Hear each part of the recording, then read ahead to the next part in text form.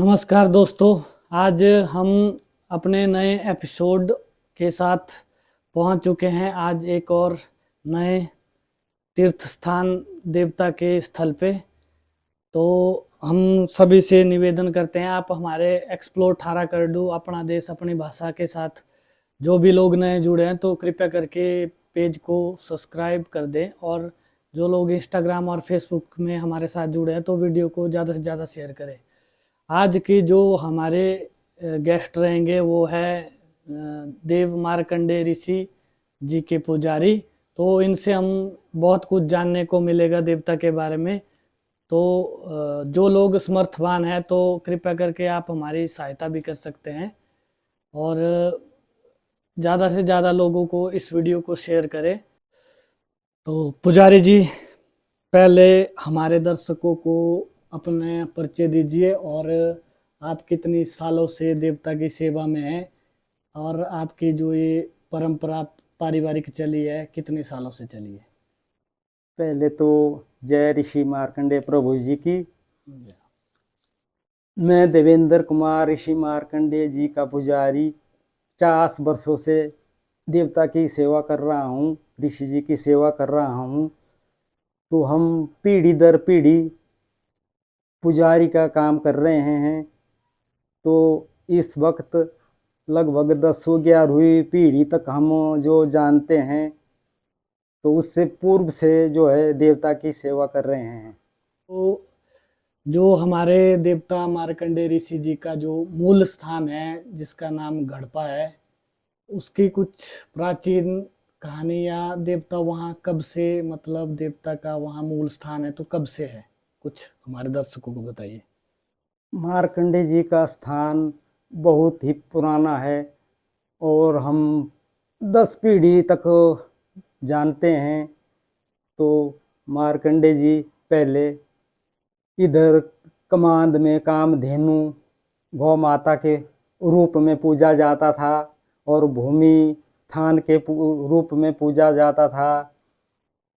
तो ज़्यादातर लोग इसको गौथन के रूप में पूजते हैं, दूधी थान के रूप में पूजते हैं। इनका जो प्राचीन मंदिर है वहाँ पे मतलब कुछ।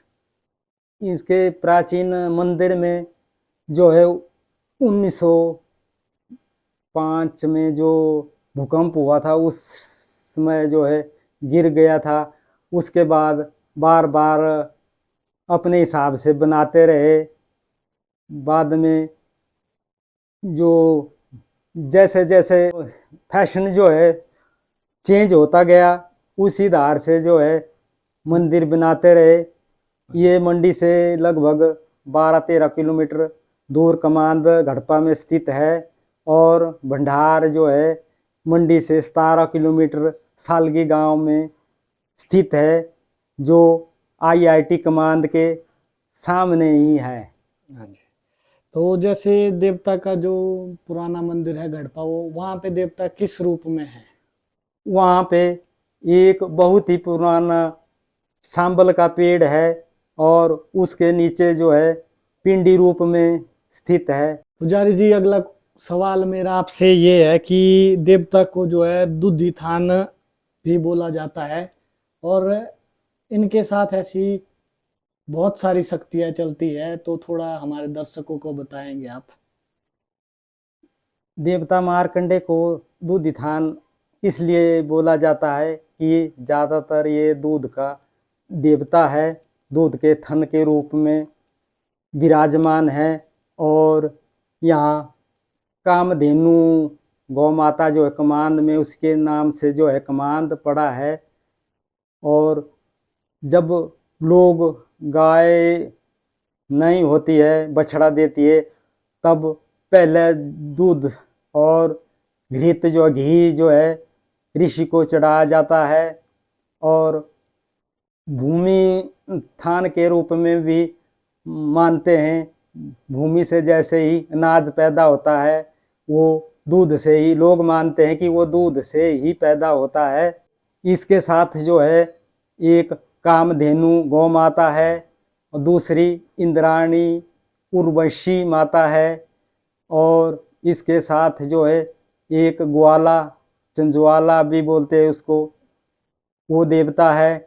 उसके साथ जो है जो बीमारी शिमारी के लिए भगाने के लिए जो है कैलूबीर है, जिसको कि निचली साउथ साइड का वीर मानते हैं, और श्रृंगावीर जो है लाहौल साइड का वीर है, तो उसको भी मानते हैं। इसके साथ ब्राधी वीर है, तो इसके साथ और जो है वन राजा बोलते हैं, वन देवता भी है। ऐसी ऐसी बहुत सी शक्तियाँ इसके साथ विद्यमान है। जैसे आपने हमें बताया कि कमांड का नाम जो है कामधेनु के ऊपर पड़ा, तो इसके बारे में हमारे दर्शकों को कुछ बताइए जरा।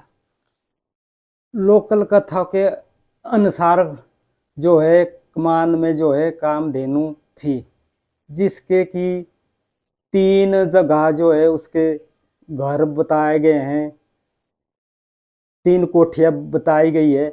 और कामधेनु के 15 साल पहले तक जो है वहाँ पर उसकी पूजा के लिए मेला भी होता था, माल का मेला जिसे कहते हैं। तो उसमें सभी देवी देवता जो है वहाँ पर उसकी वंदन करने के लिए और उस मेले का आरंभ करने के लिए आते थे। जैसे कि आज भी जो है माल के मेले बहुत जगह पे होते हैं, तो वो गौ के लिए ही होते हैं। तो इस कामधेनु के अभी भी जो है पद चिन्ह, खुरों के निशान जो है पत्थरों पे पाए जाते हैं, खड्ड के किनारे और कमांद में जो है पाए जाते हैं। लोगों को थोड़ा बताना चाहता हूँ कि कामधेनु गाय वो थी जो जब समुद्र मंथन हुआ था तो उस टाइम समुद्र मंथन से निकली थी। तो ये बहुत अच्छी एक बात है कि हमारे कमांड में जो है कामधेनु के मौजूद होने का एक संकेत है, और खासकर मार्कंडे जी के साथ इनका एक आपस में बात है, और मतलब तभी जाके जो है देवता को दुधिथान भी मतलब माना जाता है। अगला क्वेश्चन हमारा ये रहेगा कि जैसे देवता की वार्ता होती है, जैसे गुर की वाणी से देवता बोलता है, तो उस बारे में कुछ बताइए कि इस जगह के बारे में देवता अपनी वाणी में क्या बोलते हैं। जैसे कि कमांद का नाम जो है कमांद कामधेनु के नाम से ही पड़ा है, तो कामधेनु के साथ ही जो है देवता का संबंध जुड़ा हुआ है। तो कामधेनु जिसमें कि 33 कोटि देवतागण हैं, जैसे कि गौत्र में जो है गंगा बह रही है, जहाँ से पैदा होते हैं उसमें वहाँ जमुना है, जहाँ गोबर में गणेश है, रोमो रोमो में चमड़ी में चांडी चामुंडा है।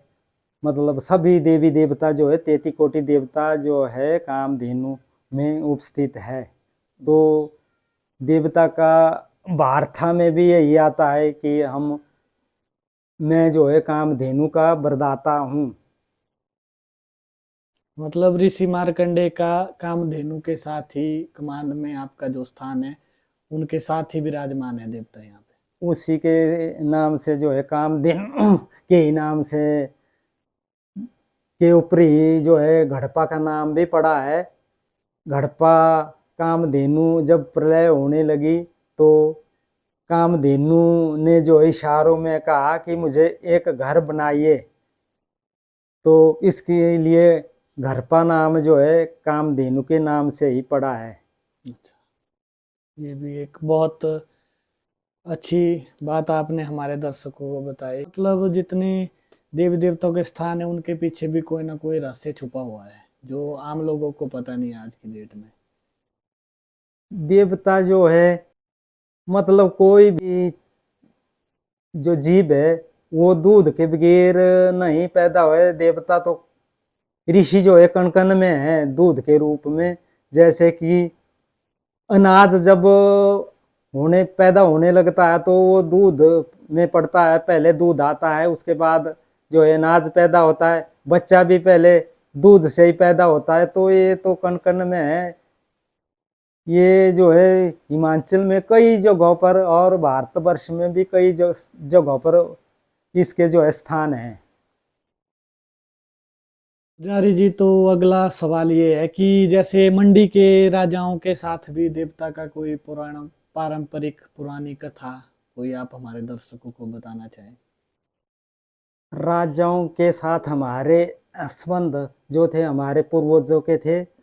राजाओं के जो आध्यात्मिक फैसले होते थे वो हमारे पूर्वज करते थे।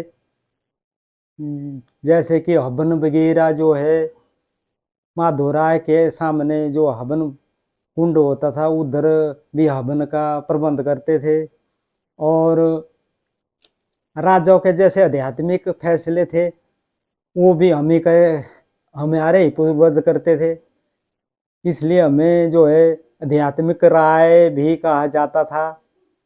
और हम मंडी और जोगिंदर नगर ढिल्लू में जो है हमारे पूर्वज इसके फैसले करते थे। इसके जो है हमारे पास जो है सर्टिफिकेट राजे की तरफ से दिए गए थे जो आज तो उपस्थित नहीं है पर हमारे टाइम तक जो है हमने देखे हैं। मतलब राजाओं के साथ देवता का जो है मतलब, और आपके खासकर पुजारी परिवार का एक संबंध घनिष्ठ था। और मतलब पुराना एक पारंपरिक संबंध संबंध था। था। हाँ जी। पुजारी जी, तो जैसे देवता जो है हमारे एरिया में किस किस चीज के लिए ज्यादा विख्यात है, और लोगों की किन किन समस्याओं का देवता जो है अपनी शक्तियों से निवारण करते हैं। ऋषि जो है किसी को प्रेत बाधा हो उसका निवारण करते हैं। किसी को बीमारी हो उसका निवारण भी करते हैं। किसी को छाया बुरी नज़र जो लगी होती है उसका भी निवारण करते हैं। तो ज़्यादातर लोग जो है घी और दूध के लिए मानते हैं। और गाय अगर बांझ हो तो उसके बच्चा पैदा करने के लिए भी मानते हैं। और बैल अगर हल पे नहीं चले तो उसके लिए भी मानते हैं। जैसे कि कोई आपस में जो है दो बैल जो है टकराव पैदा करे और उनको शांत करने के लिए भी देवता को मानते हैं। अल्पायु का दोष जिसको हो उसको जो है निवारण करते हैं। बाकी हमारे शास्त्रों में भी बताया है, जैसे स्वयं जो है मार्कंडे ऋषि जी को अल्पायु का वरदान प्राप्त हुआ था। इनकी आयु 16 साल बताई जाती है शास्त्रों में। परंतु इन्होंने जब शिव की तपस्या की तो उन्होंने शिव की जो पूजा करनी चाहिए तो इन्होंने खुद से शिव के महामृत्यु मंत्र का जो है देवता ने खुद बनाया और उसका जाप करके मतलब मृत्यु के मोक्ष को भी दूर कर दिया। ऐसी ऐसी हमारे शास्त्र में बताया जाता है। तो मतलब तभी देवता को अल्पायु के लिए सबसे ज़्यादा माना जाता है। और हमारा मानना भी ये है कि जैसे लोग अगर अपने जन्मदिन के दिन देवता के दर्शन करेंगे तो उसके लिए भी बहुत अच्छा रहता है। देवता लंबी उम्र देता है लोगों को। पुजारी जी, तो जैसे मार्कंडेय ऋषि जी के स्थान अनेकों जगह पे है पूरे भारतवर्ष में, हमारे हिमाचल में भी बहुत है। तो इस जो घरपा जगह है इसके कुछ विशेष जो कहानी है मैं चाहता हूँ आप हमारे दर्शकों तक बताइए। घरपा नाम इसलिए घरपा पड़ा क्योंकि जब प्रलय हो रही थी तो कामधेनु ने जो है मार्कंडे को इशारा दिया कि यहाँ मुझे प्रलय बचाने के लिए एक घर डालो। तो मार्कंडे जी ने जो उस घर को बनाने के लिए जो गौ घर बनाया जिसको कि फूलाधार भी कहते हैं गोघर धार भी कहते हैं। वो गोघरदार जो है ब्रू एक सफ़ेद सा फूल होता है उसके द्वारा जो है वो माला बनाएगी। जो माला बनाएगी वो बढ़ते बढ़ते जो है कुल्लू के भूंतर के पास पहुंच गई। भूंतर के पास जब आगे आगे बढ़ रही थी तो आगे जो है पार्वती जी का रास्ता था और पार्वती और शिव जो है मणिकर्ण में रहते थे, तो उस पार्वती का रास्ता रुक रहा था, इसलिए महादेव जी ने जो है वहाँ पर गज से जो है एक प्रहार मारी और उस माला को जो है रोक दिया। जब वो माला रुक गई तो मार्कंडेय जी मूलधार में गए, वहाँ पर देखा कि किसी राक्षस ने जो है उस माला को जो है रोक दिया है।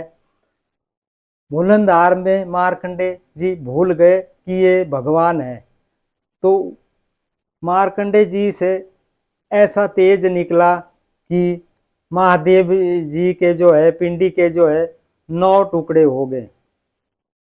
9 टुकड़े होने के बाद जो है तभी भूइंतर में जो है भूमि माता पैदा हुई और गौ माता प्रकट हो गई और पार्वती माता प्रकट हो गई। तो उन्होंने बोला कि ऋषि तेने तो जो है भगवान के जो है 9 टुकड़े कर दिए हैं, तेने मार दिया है भगवान को। तो मार्कंडेय जी ने सोचा कि मैंने जिसने मेरे को लंबी आयु का वरदान दिया है उसी को मैंने मार दिया, तो मेरा जीने का कोई मकसद नहीं है। वो खुद भी उधर मर गए और उसके ऊपर चादर चढ़ाई गई मरी हुई। तब कामधेनु ने बोला कि तेने बहुत सेवा की है, तू एक बार जो है मेरा दूध पी ले। तब मार्कंडेय जी ने सोचा कि अगर मैं दूध छोड़ दूं तो भी मुश्किल है, अगर मैं मर जाऊं तब भी मुश्किल है। तो बाद में फैसला किया कि मैं जो जीवित हो जाता हूं, मेरे को भगवान ने वरदान दिया है। तो वो जीवित हो गया और उसने दूध पिया। इस प्रथा को त्रास वाले मार्कंडेय जी भी निभाते हैं, दूध वाली प्रथा को। उसके बाद जो है भगवती पार्वती जी ने बोला कि इस भगवान को जो है एक ही बना दो। तब गौ माता ने जो है उस 9 टुकड़े को घृत मृत से जो है एक ही जोड़ दिया। बाद में पार्वती जी ने बोला कि मैं किस रूप की पूजा करूंगी, मेरे भी 9 टुकड़े होने चाहिए। तब मार्कंडेय जी जो है नखंड रूप का नड़ रूप का धारण करके जो है मणिकर्ण के खंडाधार की ओर गए और उधर पार्वती का मूल स्थान जो था वहां पर जौ के दाने से जो है पार्वती माता के जो है 9 टुकड़े कर दिए। 9 टुकड़े करने के बाद माता जी ने नखंड नारायण को मारना चाहा। उसने दूध में जहर मिलाकर उसको पिलाना चाहा और उसको मारना चाहा। तब इंद्र के गरुड़ ने जो है उस दूध को पी दिया और फिर माता ने जो है अपने तेज से उसके मारना चाहा। तब उस खंड नारायण ने जो है अब शब्द कहे जो कि शर्म के शब्द हैं। तो उससे जो है माता लज्जित हुई और ऊपर की तरफ देखने लगी और ऊपर ऊपर धार पर बस गई। और इसलिए जो है माता जो है 9 रूप में मानी जाती है और महादेव भी 9 रूप में माने जाते हैं, 9 नाथ के रूप में माने जाते हैं। तो इसके पीछे हमारे पूर्वजों ने जो कहानी सुनाई है उसके अनुसार मैं जो है आपको ये बता रहा हूँ। बहुत अच्छी कहानी हमें लगी, हम अपने दर्शकों को बताना चाहते हैं।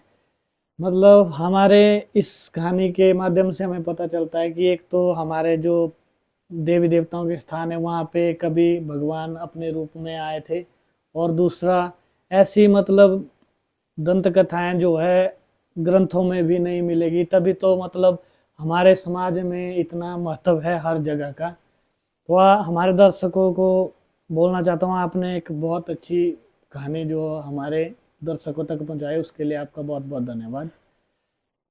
धन्यवाद। जय ऋषि मार्कंडे जी। आज मार्कंडे ऋषि के दरबार में बहुत अच्छा लगा, खासकर पुजारी जी का मैं फिर से नमस्कार करता हूँ। आपने बहुत सारी अनसुनी बातों, नमस्कार। जय श्री राम। जय श्री राम, बहुत सारी अनसुनी बातें और हमारे देव समाज की और खासकर मार्कंडे ऋषि जी की बहुत अच्छी जो दंत कथाएं हैं जो पूर्वजों ने हमारे को बताई है वो हमारे दर्शक तक लाई, उसके लिए बहुत बहुत धन्यवाद।